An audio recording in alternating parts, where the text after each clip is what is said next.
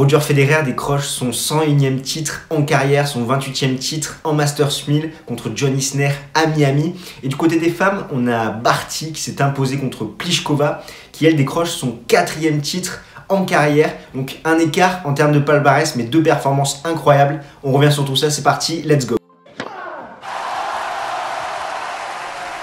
On commence tout de suite avec la finale homme qui vient tout juste de se terminer où Roger Federer s'est imposé 6-1, 6-4 contre John Isner. Federer qui avait joué sa première finale en Masters 1000 à Miami en 2002 où il s'était incliné en 4-7 contre Andre Agassi. Là c'était sa 50e finale en Masters 1000 et il décroche ainsi son 28e titre en Masters 1000, le plus grand titre depuis l'Open d'Australie 2018.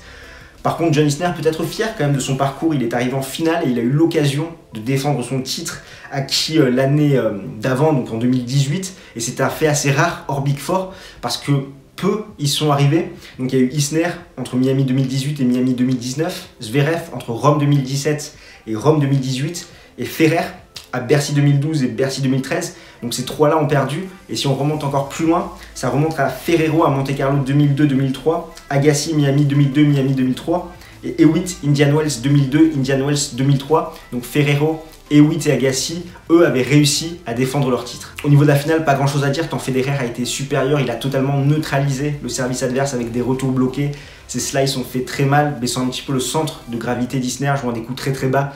Ce qui fait qu'il est allé à la faute, son déplacement était très propre, un jeu de jambes excellent, des revers excellents qu'il a pris en demi-volée. Et quant à lui, Isner, il était tendu, sous pression, dès le premier set, dès le premier jeu, sachant qu'il s'est fait breaker dès l'ouverture de ce match. Donc vraiment rien à dire, tant la victoire est méritée pour le Suisse. Après, il y a cette petite déconvenue à la fin où Isner s'est blessé à la cheville.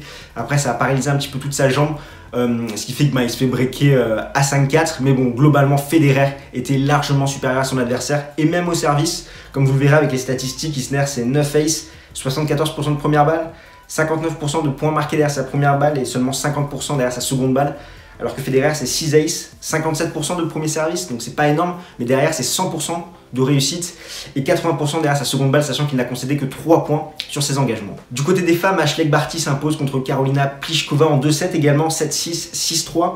Donc l'Australienne décroche son 4e titre en simple, le plus grand de sa jeune carrière à Miami, où après avoir eu des succès contre Kiki Bertens et Petra Kvitova, elle s'impose en finale et finit un petit peu cette boucle contre Karolina Pliskova en 2-7. En début de rencontre, on a senti l'Australienne crispée, elle s'est fait breaker très rapidement, la Tchèque menait 3-1.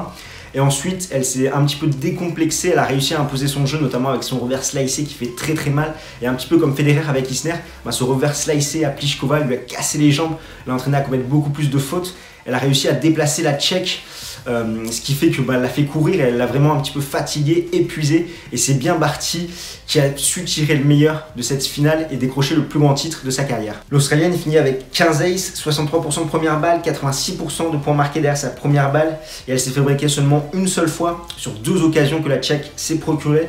Donc c'est vraiment de très très belles stats au service, supérieures à celle de Pliskova qui pourtant c'est son fort le service, sachant qu'elle a mis seulement 6 aces, 56% de première balle, 65% de points marqués derrière sa première balle et surtout elle s'est fait breaker 3 fois sur 9 occasions. Donc Ashleigh Barty sera 9e lundi et Pliskova elle va remonter à la 4e place mondiale. À bientôt 23 ans, Barty ne cesse de surprendre avec son jeu tout en variation. Je rappelle qu'en 2018, Manu Planck avait comparé l'Australienne au Federer au féminin. Barty, c'est une joueuse d'1m66 qui dispose d'un bon service quand même. Je vous rappelle là qu'elle a mis quand même 14 aces, qui a un très bon coup droit, mais surtout son arme principale, c'est son revers slicé qui fait vraiment des ravages. Elle a une bonne main enfilée, notamment dû à ses performances en double. Et pour rappel, entre 2014 et 2016, elle avait arrêté le tennis. Elle s'était reconvertie en tant que joueuse semi-professionnelle de cricket. Parce que Barty, elle a su performer très très tôt, notamment en double, où dès 2013, alors âgée de 17 ans, elle faisait des finales en double à l'Open d'Australie, l'US Open et à Wimbledon à côté de sa coéquipière, donc australienne Casey Dellacqua. Et cette semaine, elle a vaincu ses démons en battant notamment Petra Kvitova qui l'avait déjà battue 2 fois cette saison à Sydney et à l'Open d'Australie. Bref, une joueuse à surveiller en 2019 et surtout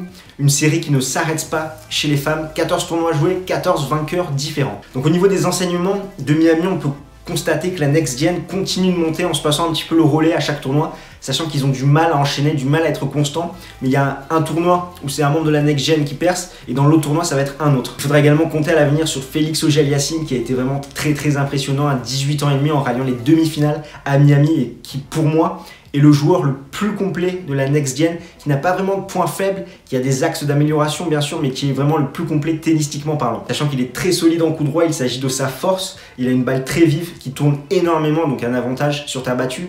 Son revers est un petit peu plus friable, il manque un peu de constance par rapport à son coup droit, mais il a une belle marge de progression dessus. Son service, c'est l'une de ses forces également, il a un mouvement très esthétique, sa première balle est très puissante. Par contre, il a tendance à trop lifter sa seconde balle, ce qui fait qu'il commet énormément de doubles fautes. C'est un très bon athlète qui a vraiment un excellent jeu de jambes.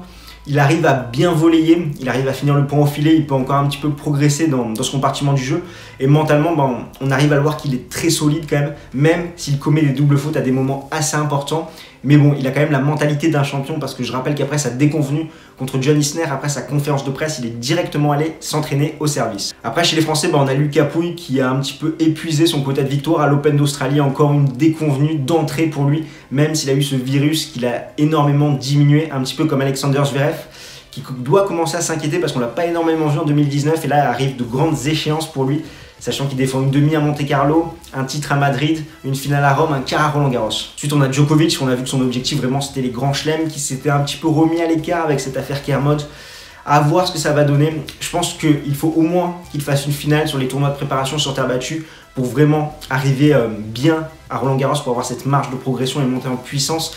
Parce que c'est qui tout double son jeu qu'il fait actuellement. Certes, il s'enlève de la pression, mais à voir si le manque de rythme ne va pas lui payer, lui coûter défaut à Roland-Garros, sachant qu'il a moins de marge sur ses adversaires sur cette surface. Osaka va avoir du mal sur les périodes qui arrivent, sachant que c'est la terre battue et le gazon, pas forcément ses surfaces de prédilection, mais elle peut espérer rester numéro 1 mondial, sachant que Kvitova va devoir défendre Madrid et que Simona Halep doit défendre elle une finale à Rome et son titre à Roland-Garros. Et cette semaine, on a vu que Rafael Nadal avait repris l'entraînement sur terre battue. C'est à la fois rassurant et pas forcément, parce que quand on regarde un petit peu en plus en détail les vidéos qu'on a, c'est uniquement des vidéos où il tape en coup droit, des coups droits qu'il tape dans l'axe ou dans la diagonale, il se déplace très peu, on le voit très peu frapper de revers, donc à voir si son genou est totalement guéri et s'il n'a pas encore du mal notamment à me fléchir côté revers. Donc voilà ce qu'on pouvait dire pour cette semaine à Miami. N'hésite pas dans les commentaires à nous donner ton avis sur ces finales, à lâcher un petit pouce bleu si tu as aimé la vidéo, à t'abonner à notre chaîne pour ne plus rien manquer de l'actualité tennis, et nous on se retrouve très vite. D'ici là, porte-toi bien, ciao ciao tout le monde.